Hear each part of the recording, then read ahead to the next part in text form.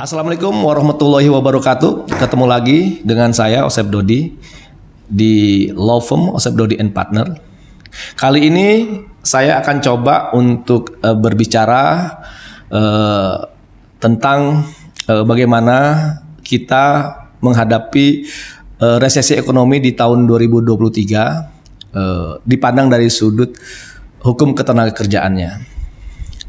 Pertama mungkin akan kita bahas bahwa di tahun 2023 nanti memang dunia akan mengalami resesi, termasuk dampaknya terhadap negara kita Indonesia. Nah, banyak sekali pengusaha-pengusaha di Indonesia yang nantinya berpotensi untuk mengalami kebangkrutan dalam usahanya ya. Di dalam kebangkrutan itu tentu didasari dan dilatar belakangi oleh adanya daya beli masyarakat yang menurun, kemudian juga suku bunga yang naik dan tinggi, sehingga nantinya banyak perusahaan-perusahaan yang mengalami penutupan ya atau lockout ya, sehingganya banyak pengangguran atau potensi pekerja-pekerja yang memang nanti dirumahkan. Nah, oleh karena itu perlunya mungkin kita coba membahas ini. Mungkin ada hal-hal yang bisa mengedukasi dan memberikan pemikiran-pemikiran dalam rangka menghadapi nanti di tahun 2023 tentang resesi ekonomi. Pertama-tama mungkin yang akan kita bahas bagaimana bentuk perlindungan hukum kepada tenaga kerja yang mengalami pemutusan hubungan kerja yang disebabkan karena perusahaan tutup.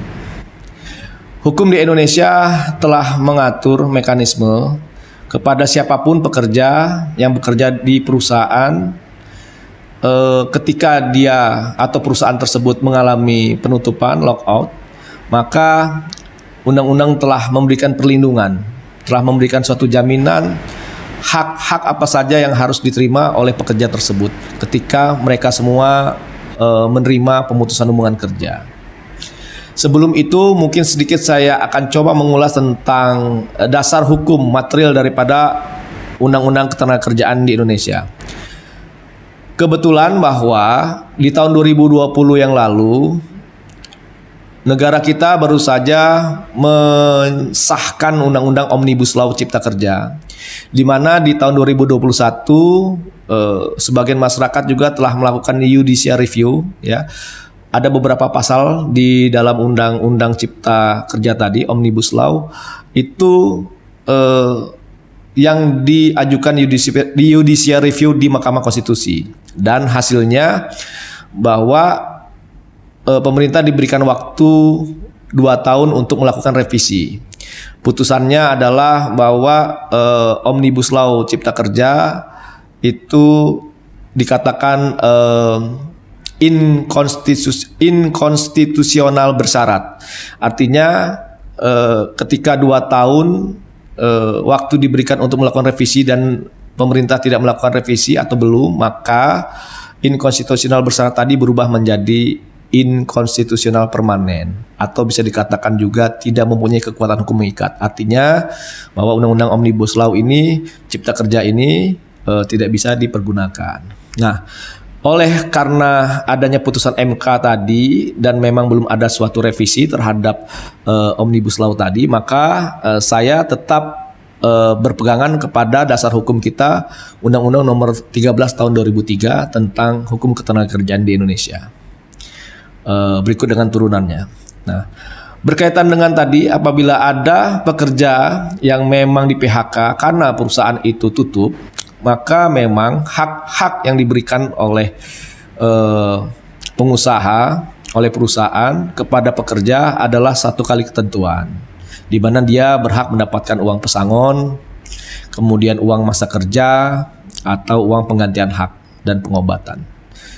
Seperti itu. Nah, itulah hak-hak yang memang diberikan kepada pekerja-pekerja yang memang mengalami PHK, pemutusan hubungan kerja karena perusahaan tutup. Nah, sebaliknya apabila ternyata perusahaan ini tidak tutup, tapi dia juga terbukti tidak mengalami kebangkrutan, karena kebangkrutan dalam perspektif hukum ketenagakerjaan itu harus ditunjukkan pembukuannya atau cash flow-nya, dia harus mengalami defisit 3 tahun berturut-turut, seperti itu. Nah, kalau tidak ada bukti itu, maka artinya perusahaan ini hanya mengambil momentum saja dan lebih melakukan efisiensi terhadap perusahaannya, jadi mengambil keuntungan. Nah, jika hal ini terjadi, ternyata perusahaan itu sebenarnya tidak tutup tapi efisiensi dan pekerja itu di PHK, maka Undang-Undang Ketenagakerjaan tadi 13 tahun 2003 mengatur bahwa pekerja tersebut berhak mendapatkan uang pesangon 2 kali ketentuan, kemudian juga uang masa kerja dan uang penggantian hak. Jadi mungkin itu yang akan saya sampaikan. Semoga bermanfaat bagi rekan-rekan semua, bagi kita semua. Terima kasih. Wassalamualaikum warahmatullahi wabarakatuh.